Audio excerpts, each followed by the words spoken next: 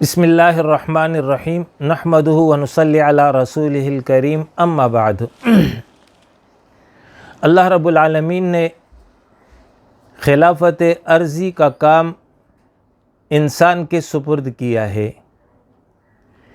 اس مقصد کے لیے جس قسم کے انسان درکار ہیں وہ خاندان کی صورت میں حاصل کیے جا سکتے ہیں۔ اسی لیے تعلیم اور ترغیب یہ دی گئی ہے کہ خاندان بنایا جائے۔ خاندان نکاح کے ذریعے بنتا ہے، تو قرآن اور حدیث میں نکاح کرنے کی تعلیم اور ترغیب دی گئی ہے۔ اس کو عبادت کا درجہ دیا گیا ہے۔ آپ صلی اللہ علیہ وسلم نے فرمایا، نکاح میرا طریقہ ہے، میری سنت ہے، اور جو میری سنت پر عمل نہ کرے پھر اس کا مجھ سے تعلق نہیں ہے۔ تو گویا کہ یہ ایک عبادت کا عمل ہے کہ جو انجام دیا جاتا ہے۔ نکاح کو قرآن مجید نے سکون، راحت اور اطمینان کا ذریعہ قرار دیا۔ وَمِنْ آيَاتِهِ أَنْ خَلَقَ لَكُم مِّنْ أَنفُسِكُمْ أَزْوَاجًا لِتَسْكُنُوا إِلَيْهَا وَجَعَلَ بَيْنَكُم مَّوَدَّةً وَرَحْمَةً، کہ اللہ کی نشانیوں میں سے یہ ہے کہ اس نے تمہارے لیے تمہاری جنس کے جوڑے بنائے تاکہ تم ان سے سکون حاصل کرو، اور تمہارے درمیان ہم نے الفت اور محبت اور رحمت رکھ دی ہے۔ مودت یہ قلبی تعلق کا نام ہے جس کی وجہ سے یہ رشتہ قائم رہتا ہے، جبکہ رحمت نرمی اور رحم دلی کو کہتے ہیں، یعنی شفقت والا رویہ۔ اسی طریقے سے یہی بات نبی اکرم صلی اللہ علیہ وسلم نے ایک حدیث کے ذریعے واضح کی ہے کہ لم نرى للمتحابین مثل النکاح، کہ آپس میں ایک دوسرے کے لیے نرمی اور محبت والا رشتہ نکاح کے ماں سوا کوئی اور نہیں دیکھا۔ یعنی جیسی نرمی، الفت، محبت، شفقت میاں بیوی میں ہوتی ہے وہ کسی اور رشتے میں موجود نہیں ہے۔ تو یہ رشتہ جو ہے ذریعہ محبت ہے، ذریعہ الفت ہے، ذریعہ رحمت ہے۔ یہ نکاح جب ہوتا ہے تو اس کے لیے ایک لڑکا، ایک لڑکی، ایک مرد اور ایک عورت، یہ دو اس کے بنیاد ہیں۔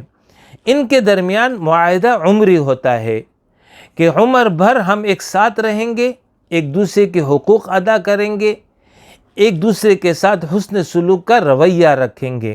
اسی کے نتیجے میں یہ رشتہ قائم ہوتا ہے۔ دونوں کے حوالے سے کہ انتخاب میں کس قسم کا انتخاب کرو، آپ صلی اللہ علیہ وسلم نے تعلیم اور ترغیب اس حوالے سے دی ہے۔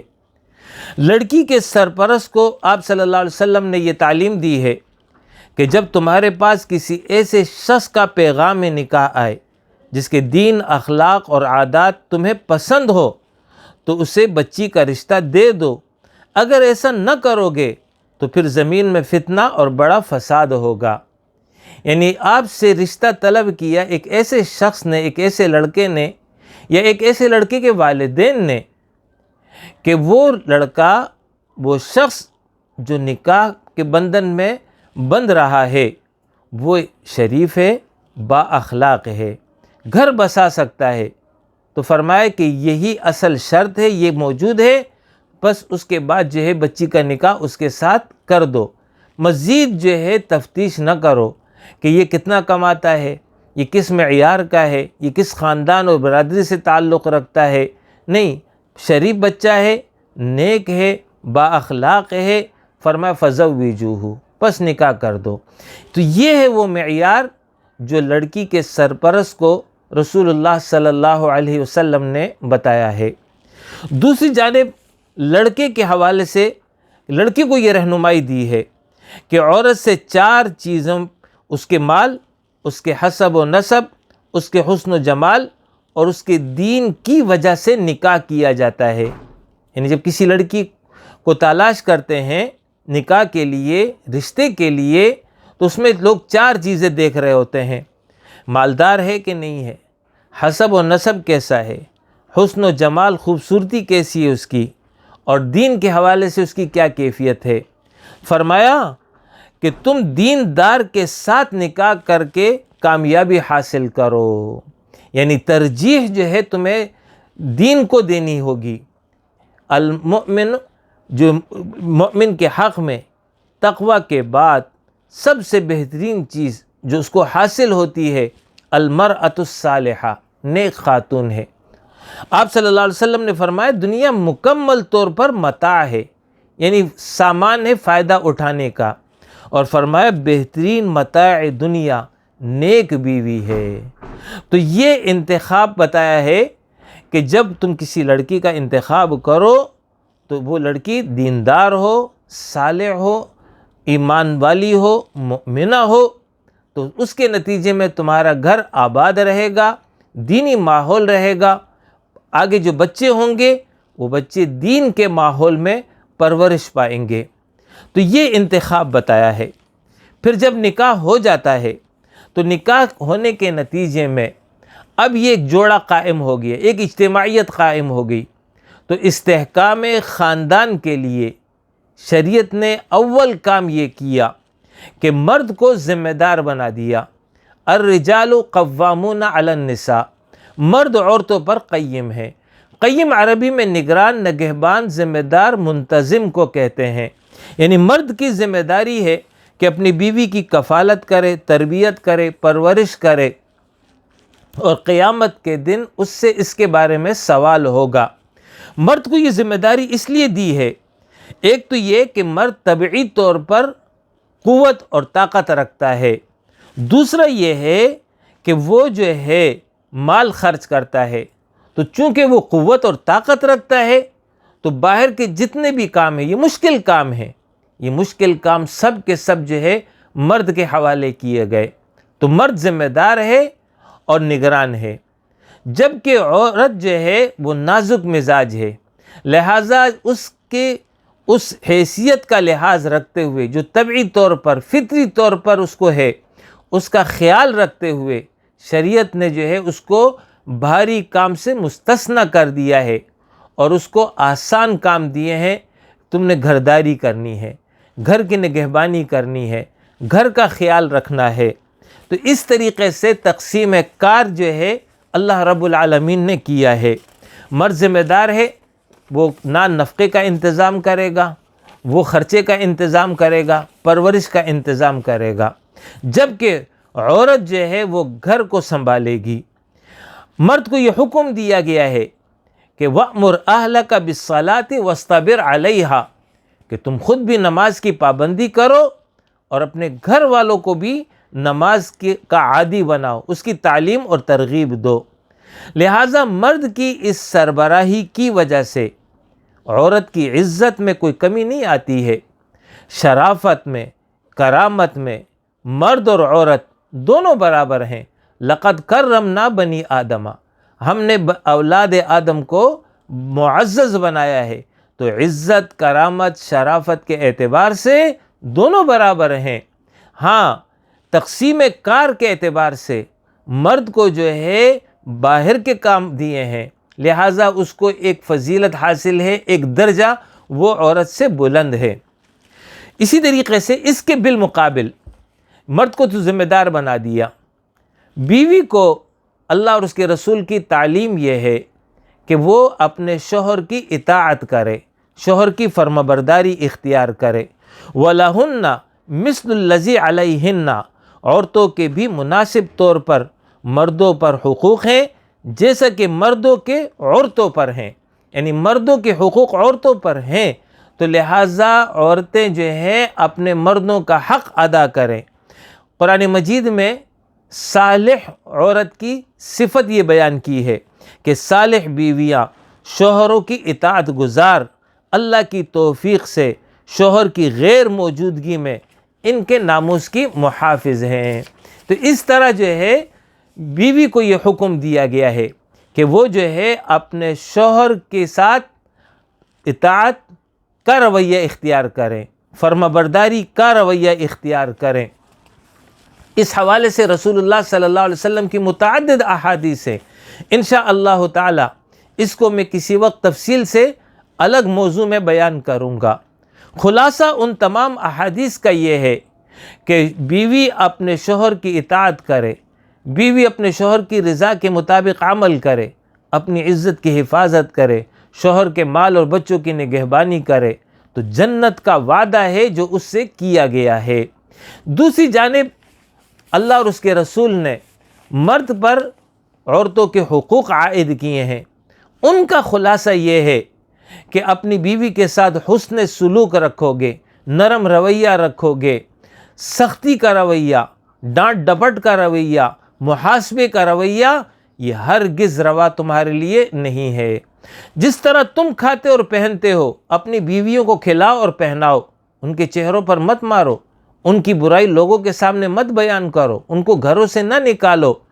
ہاں، ناراضگی ہو گئی ہے، گھر ہی میں بستر الگ کر لو۔ اس طرح جو ہے یہ تعلیم دی گئی ہے۔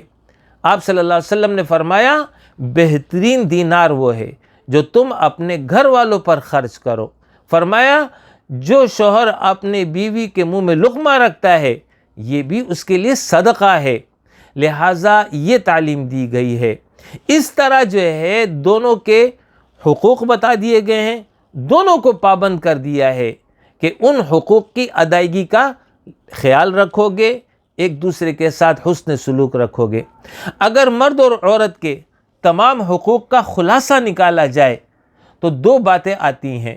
مرد کے پر جو فرائض ہیں ان تمام فرائض کا خلاصہ یہ ہے کہ وہ حسن سلوک کا رویہ رکھے، جبکہ بیوی پر اپنے شوہر کے جتنے بھی حقوق ہیں ان تمام کا اگر خلاصہ نکالا جائے تو وہ ایک بات میں سمجھ جائے گا اور وہ ہے اطاعت۔ لہٰذا شوہر حسن سلوک کا رویہ رکھے اور بیوی اطاعت کا رویہ رکھے، تو اس کے نتیجے میں دونوں جو ہے اپنے اپنے فرائض پر عمل کر پائیں گے اور دوسروں کے پورے حق ادا کریں گے۔ اسی طریقے سے گھر کو مستحکم رکھنے کے لیے اللہ اور اس کے رسول نے 3 باتوں کی تعلیم دی ہے۔ ایک یہ ہے کہ تقوی، دونوں اس بات کا احساس رکھیں کہ ہم اس رشتے میں جو بندھے ہوئے ہیں یہ حکم الہی کے تحت ہے، ہم نے باقاعدہ ایک نکاح کیا ہے اور اس کے نتیجے میں ہم نے ایک دوسرے کے ساتھ ایک عہد و پیمان کیا ہے۔ اس معاملے میں اگر ہم کوتاہی کریں گے، غفلت برتیں گے تو ٹھیک ہے، ہو سکتا ہے دنیا میں کوئی حساب کتاب نہ کرے، لیکن قیامت کے دن پھر اللہ جو ہے پورا حساب لے گا۔ لہٰذا تقوی یہ شوہر کو بھی لازم ہے اور بیوی کو بھی لازم ہے کہ وہ جو ہے تقوی کے ساتھ جو ہے زندگی گزاریں۔ دوسرا جو قرآن نے تعلیم دی ہے وہ ہے عدل، یعنی عدل، انصاف، جس کا جو حق ہے وہ پورا کا پورا دیا جائے، اس میں جو ہے کمی اور کوتاہی نہ کی جائے۔ بیوی کے جتنے بھی حقوق شوہر پر ہیں ان کی ادائیگی کا اہتمام ہو، اسی طریقے سے شوہر کے جتنے حقوق ہیں بیوی اس کا مکمل اہتمام کرے، اس کو کہتے ہیں عدل۔ اور عدل کی ضد ظلم ہے، ظلم ہرگز روا نہیں ہے، ہرگز جو ہے اس کی اجازت نہیں ہے۔ اور تیسرا جو ہے وہ ہے احسان۔ احسان کہتے ہیں حق سے زیادہ دینا، یعنی جتنا کسی کا حق ہے وہ دینا تو عدل ہے، وہ تو لازم ہے، لیکن اس سے زیادہ دینا یہ احسان ہے۔ تو تعلیم دی گئی ہے کہ تقوی اختیار کرو، عدل کرو اور احسان کی روش پر چلو۔ یہاں پر اس مسئلے کو بھی سمجھ لیجئے کہ ازروئے قانون بیوی پر لازم نہیں ہے کہ وہ شوہر کے ماں باپ کی خدمت کرے، اسی طریقے سے ازروئے قانون اس پر لازم نہیں ہے کہ وہ شوہر کے بہن بھائیوں کی خدمت کرے، اس پر تو لازم صرف یہ ہے کہ اپنے شوہر کی اطاعت کرے۔ لیکن میں نے آپ کو بتایا کہ قرآن احسان کی تعلیم دیتا ہے۔ ٹھیک ہے، ازروئے قانون آپ پر تو لازم نہیں ہے، لیکن احسان یہ ہے کہ آپ جو ہے شوہر کے والدین جو آپ کی ساس ہیں، سسر ہیں، ان کی خدمت کریں، ان کی اطاعت کریں، ان کے ساتھ نرمی کا، ان کے ساتھ شفقت کا، ان کے ساتھ محبت کا رویہ رکھیں۔ اس کے نتیجے میں دلوں میں محبت پیدا ہوگی، گھروں میں استحکام آئے گا۔ لہٰذا ان 3 باتوں پر عمل ہونا لازم ہے۔ اسی طریقے سے اللہ اور اس کے رسول کی تعلیم اولاد کے حوالے سے بھی ہے کہ اپنے اولاد کی تربیت کرو. اس کے حوالے سے قیامت میں تم سے محاسبہ ہوگا. قُوا أَنفُسَكُمْ وَأَهْلِيكُمْ نَارًا، خود بھی آگ سے بچو اور اپنے اولاد کو بھی آگ سے بچانے کی فکر کرو. رسول اللہ صلی اللہ علیہ وسلم نے فرمایا بہترین ہدیہ، بہترین تحفہ ایک باپ جو اپنے بچے کو دیتا ہے وہ یہ ہے کہ اس کو ادب سکھلائے. اسی طریقے سے گھر میں جو ہے شوہر کے ماں باپ ان بڑے ہیں، ان کی بھی ذمہ داری جو ہے اللہ اس کے رسول نے متعین کر دی ہے. فرمایا وہ شخص ہم میں سے نہیں ہے جو بڑوں کا جو ہے احترام نہ کرے اور چھوٹے پر شفقت نہ کرے. لہٰذا شوہر کے جو والدین ہیں ان پر لازم ہے کہ وہ شفقت کا رویہ رکھیں، وہ محبت کا رویہ رکھیں، وہ اپنے اولاد کی تربیت میں جو ہے اپنا کردار ادا کریں. پوتے ہیں، پوتیاں ہیں، نواسے ہیں، نواسیاں ہیں، ان کو جو ہے صحیح عقیدہ سکھلانا، صحیح عمل کی طرف رہنمائی کرنا یہ ان کی ذمہ داری بنتی ہے. تو لہٰذا قُوا أَنفُسَكُمْ وَأَهْلِيكُمْ نَارًا کے ذیل میں پھر یہ آتا ہے. اسی طریقے سے استحکام خاندان کے لیے یہ بھی لازم ہے کہ شوہر اور بیوی ایک دوسرے پر مکمل اعتماد کریں، ایک دوسرے کا مکمل احترام کریں اور جتنے بھی باہمی معاملات ہوں اس کو جو ہے باہمی مشاورت سے طے کریں. اگر وہ یہ کام کریں گے تو اس کے نتیجے میں جو ہے وہ گھروں میں جو ہے ایسا ماحول بنے گا کہ اس ماحول کے نتیجے میں خاندان مستحکم رہے گا، دین پر چلنا آسان ہوگا. یہ چند بنیادی نکات تھے استحکام خاندان کے حوالے سے قرآن و سنت کی روشنی میں جو میں نے ابھی آپ کے سامنے بیان کر دیے.